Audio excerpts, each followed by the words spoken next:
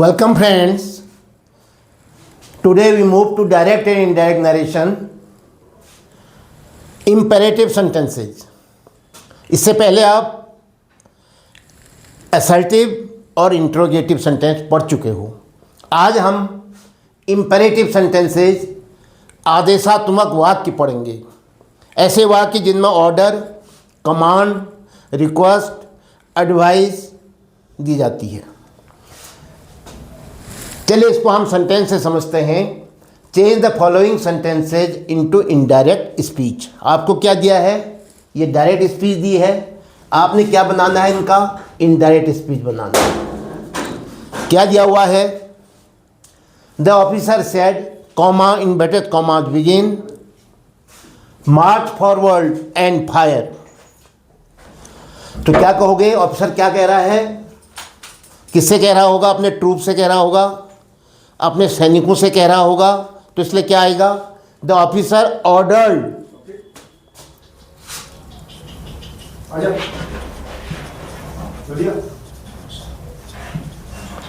आदेश दे रहा है। तो शेड किसमें बदल जाएगा? ऑर्डर्ड। वर्ब क्या है? मार्च, आगे बढ़ो।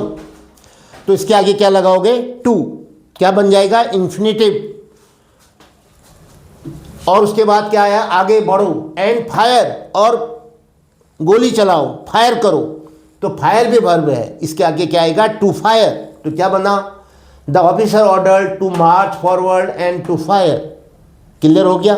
लेकिन हम दो जगह टू नहीं लगाते हैं। एक जगह आपने यहाँ लगा दिया टू, यही टू यहाँ भी काम करेगा। तो इसलिए फायर के आगे टू नहीं लगाओगे, लेकिन ये मान के चलोगे कि फायर वर्ब है, इसके आगे टू क्या है? एज्यूम करोगे, क्योंकि वही यही टू वहाँ काम करेगा। क्योंकि नहीं तो क्या हो जाएगा? रिपीटेशन हो जाएगा। तो repetition is not frequently desired in the sentences. तो क्या कहोगे? The officer order to march, M small हो जाएगा, to march forward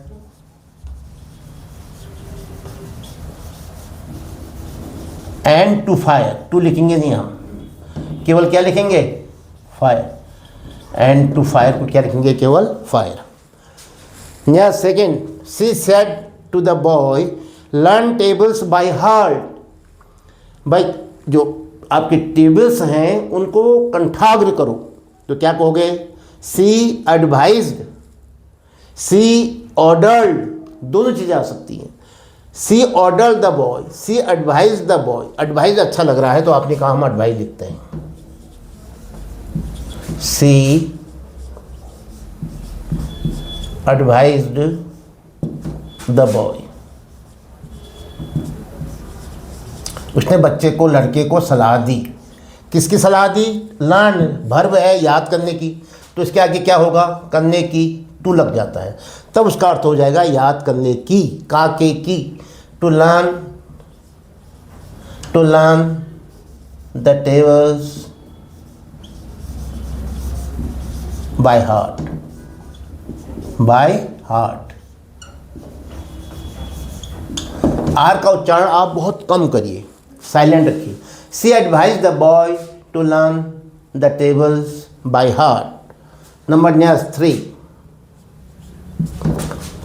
my brother said, मेरे भाई ने कहा, buy this book for the examination, इस किताब को क्या करो? परीक्षा की दृष्टि से खरीद लो। तो माई ब्रदर एडवाइज्ड,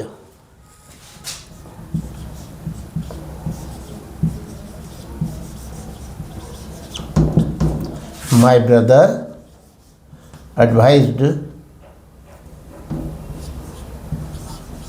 बाय के आगे क्या लगा दोगे? To. To buy this book का क्या कर दोगे यहां पर? That book.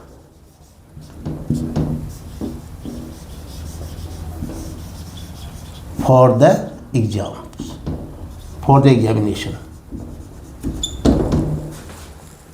Yes, the principal said to the students, keep quiet and learn your lesson.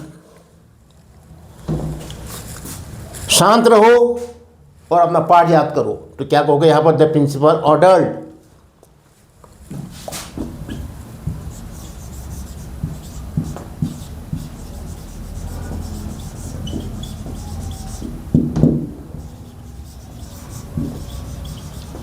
The principal ordered to हट जाएगा द स्टूडेंट्स।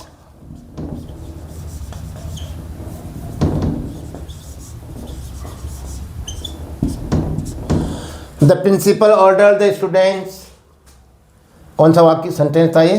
चौथा। क्या करने के लिए? Keep quiet, to keep quiet, शांत रहने के लिए। टू कीप क्वाइट एंड याद करने के लिए लर्न योर लेसन। लर्न का क्या होगा? टू लर्न, लेकिन हम टू लिखेंगे नहीं। And to learn. अब योर, अपना पार्ट याद करो। योर क्या है? किससे कह रहे हैं? सुनने वाला कौन है? बोलने वाला प्रिंसिपल है, सुनने वाले बच्चे हैं, विद्यार्थी हैं। तो क्या हो जाएगा? विद्यार्थियों के लिए प्रोनाउन क्या आएगा योर की जगह में? Their. To learn their lessons.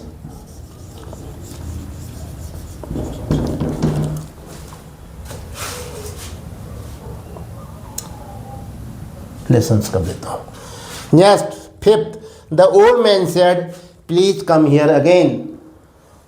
तो क्या कहोगे?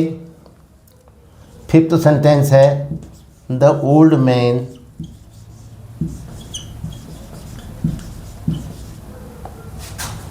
Requested. The old man requested, please. Please की वजह से हमने क्या कर दिया? इसको रिक्वेस्टेड में चेंज कर दिया। अब है कम। कम के आगे क्या लगाओगे? To. To come here. To come there हम इसलिए नहीं कर सक रहे हैं क्योंकि वो आदमी कह रहा है भाई यहाँ आना। अब वहाँ आने में तो वो आदमी कहीं दूसरी को चला जाएगा। तो कहीं पर तुम ध्यान दो, हियर का देयर होता है, हम जानते हैं। हियर का क्या करते हैं हम? देयर। लेकिन हर जगह हियर का देयर नहीं होगा। जैसे इस सेंटेंस में देखो, बूढ़ा आदमी कह रहा है यहाँ आना मेरे पास, तो क्या हो जाएगा? प्लीज़ का हमने रिक्वेस्टेड कर दिया, तो टू कम देयर नहीं होगा, टू कम हियर अगेन। या एक काम करो, उसके पास, तो हियर का देयर किया जा सकता है, टू कम। अच्छा नहीं लगेगा आपको, इसलिए मैं हियर ही रखता हूँ। हर जगह हियर का देयर नहीं होगा। अगर आपको लग रहा है साहब हम उस बात को अपने यहाँ कह रहे हैं, अब कह रहे हैं अपने साथियों से, तो हम वहाँ पर हियर का देयर कर सकते हैं, वो बात अलग है, अज्यूम करना पड़ता है। Next, I said to the peon, मैंने पियोन से कहा ring the bell for leave, छुट्टी की घंटी लगा दो। तो क्या कहोगे? I order the peon.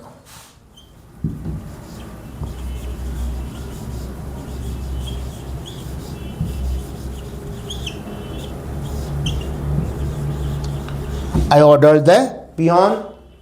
क्या करने के लिए? कॉमा इन्वर्टेड कॉमा हट गया, कंजक्शन कुछ नहीं लगा। रिंग में होता है घंटी बजाना, इसके आगे टू लगाओगे, to ring the bell for leave. ये था आज इंपेरेटिव सेंटेंसेज में, जिसमें आपने रिपोर्टिंग वर्ब सेट को या सेट टू को किस में चेंज किया? ऑर्डर्ड में, एडवाइज्ड में और रिक्वेस्टेड में चेंज किया। उसके बाद कॉमा इन्वर्टेड कॉमा हटा, कोई कंजक्शन नहीं लगा। वर्ब जो फर्स्ट बेस फॉर्म से शुरू होता है सेंटेंस, रिपोर्टेड स्पीच, उसके आगे आपने टू लगा करके उसको इन्फिनिटिव बना दिया। इसके साथ ये वीडियो यहाँ समाप्त होता है। जय हिंद।